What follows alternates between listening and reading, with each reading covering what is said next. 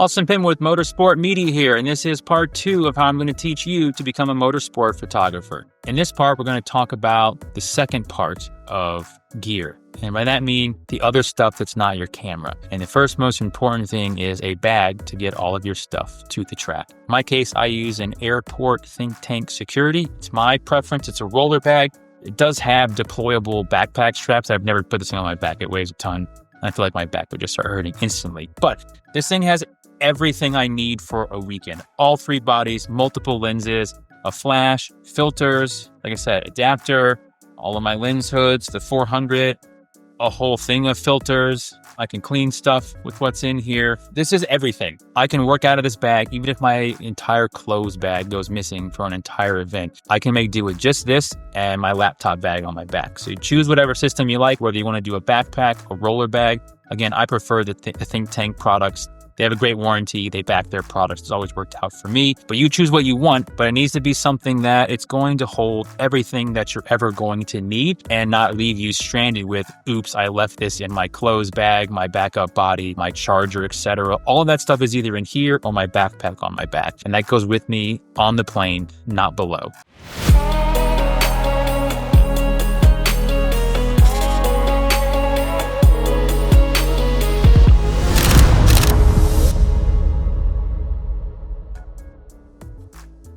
And as we were just talking about, what goes on my back and goes on the plane with me, I just use a North Face backpack. Allows me to hang some cool stuff from it. It holds everything I need, headphones, laptop, iPad, everything. Choose the one that you like. It doesn't really matter. Just make sure it has a laptop slot because you're going to need to be carrying your laptop with you everywhere you go so you can work, whether you're on the plane, you're in an airport lounge, you're at the gate waiting, whatever. Someone might text you and go, hey, can we get this photo real quick? Sure, you're going to pull it out. Choose the one you like. This doesn't really matter, but you need some sort of bag that's going to hold everything that you need. Inside that backpack, though, I recommend choosing some type of cable management system. I get these off of Amazon. They're color coordinated. I have a blue one that has all my charging stuff for the actual cameras themselves and the flashes. This one holds backup drives, Tylenol in case I need that one day, allergy meds, etc. But you have your short cables, card readers, everything goes in there. So when I'm packing up my bag to go, there's 2 of these in there, my laptop, my iPad, and that's it. I don't have a bunch of cables in random places and all of that. So definitely choose some sort of cable management system. Think Tank makes great products as well.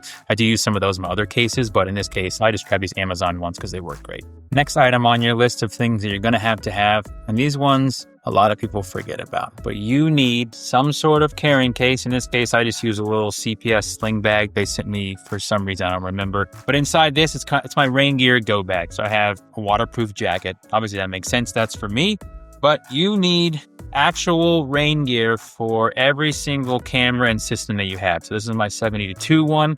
This is my 400 one. I prefer the lens coat. They have a quick deploy system you can easily roll up. Think Tank makes some stuff. I used to use that. It's kind of cumbersome to install. It's not my favorite anymore. This is what I've moved to. And I also have, you can go on Amazon and they're just emergency rain covers. So go on Amazon, search for emergency rain covers, 70-200. I keep multiple of those in my camera bag that I showed you before, as well as I have one in my backpack. I have 2 or 3 in my hard case, and I have some of my clothes luggage because if you get stuck out in the rain and you're scrambling around looking for, a garbage bag for your 70-200, you're just simply not prepared. We need to be prepared. These are not that expensive. When you're thinking, I have a $2,000 camera body and this is $100, it's worth it. Or just keep buying the cheap emergency covers. You need something to cover the gear. Sports cars and these guys, they're running in heavy rain. As we saw at Daytona this past year, it could be pouring, they're going to be running, and we're going to be out there getting soaked. So purchase real rain gear for your gear. Final piece on dealing with the rain, get some real rain shoes. That means, yes, your feet are going to sweat a little bit because if they're weatherproof or rainproof or anything proof, because there's some sort of liner and it's not going to breathe, but it's easier to bring an extra pair of socks every day, which I forgot. You should bring an extra pair of socks, maybe even 2.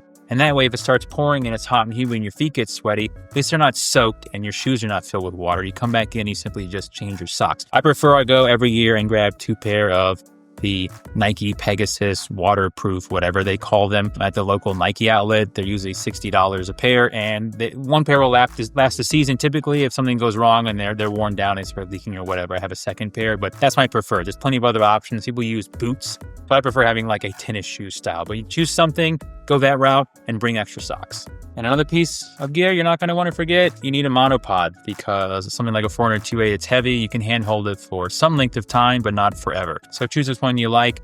In this case, I prefer to, I don't even remember what this is. What is it? I think it's a Manfrotto. It doesn't really matter. It's lasted a while. Eventually the top's going to fail. It is a Manfrotto. The top's going to fail. These things can come off. It's actually just pressure fit in here, which is crazy. So obviously be careful with that. Eventually, these things will wear out. This will wear out, and it's technically not replaceable. They don't sell it. But if you go on Amazon and look for replacement tripod feet and get the right thread size, you can replace it yourself. Little tip there. If you get the Manfrotto ones, they'll go, oh, we don't have that, or we can't service that, or whatever. But Amazon can. Just get generic, made somewhere on the planet tripod feet. Screw a new one in. And finally, on the secondary gear, I recommend, personally, I like using a belt system. I used to use a messenger bag that I would sling over myself, and that would carry, batteries, water, lenses I'm not using, but I planned on using that session, etc. That tended to make my back hurt because all the weight is on one side. Obviously, you can switch it.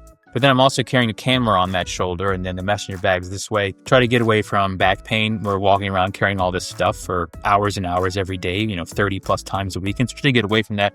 I went with the belt system. I do have the extra suspender pieces because that way it's on both sides of my back as well as hanging from my hips. So again, this is holding lenses, batteries, water, cleaning cloths. An emergency rain gear is in one of these pouches.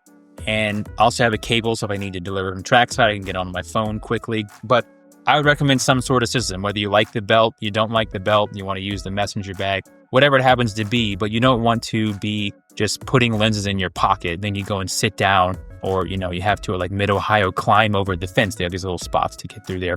I'll show you that in the vlog later this year. But then your lens falls down on the ground and breaks. So that's obviously not going to work. So get some sort of system to carry everything around it. And that's it for part 2 of how you're going to get started in motorsport photography. This has been helpful. As I said, we're a new channel. We're trying a bunch of different things. We're doing the vlogs, the car culture, gear reviews, things like that, how to get started in motorsport. So if you're interested in that, please like and subscribe and comment with anything you would like us to do. But in the next part, we're going to go over the software and technology side of things, dealing with the files, how we're going to work through that. We want to be efficient, but we also want to deliver a good product. So stay tuned for that release soon.